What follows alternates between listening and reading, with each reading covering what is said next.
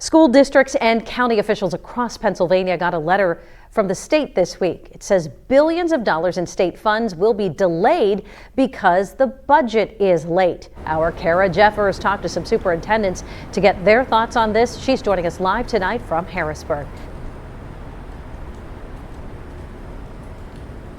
Hello, Eva. Several political leaders in Harrisburg are saying that those budget talks are respectable but slow. Other lawmakers saying that really House Democrats, Governor Josh Shapiro, and Senate Republicans are no closer to a final deal than they were a month ago. Communities are paying the price for these negotiations continuing, literally.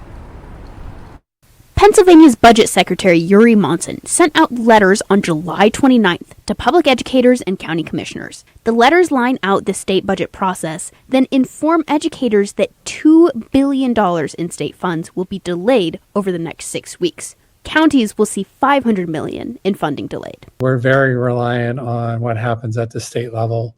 When the state isn't making payments, it's on schools to fill the gap.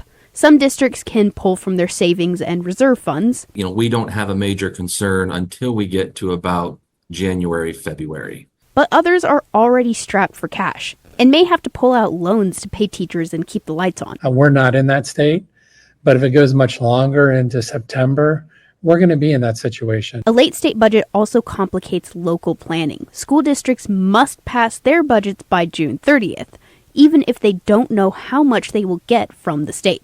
This impacts local taxes and hiring decisions. If the state is going to increase funding from their level, we may not need the tax increase that we end up building into a budget. But we've got to build a tax increase into our budget to balance the budget. Uncertainty around state funding combined with funding freezes from the federal level this year has made planning for the school year difficult. If I have somebody, do I fill the position? If they leave, because I don't know what the funding is going to be.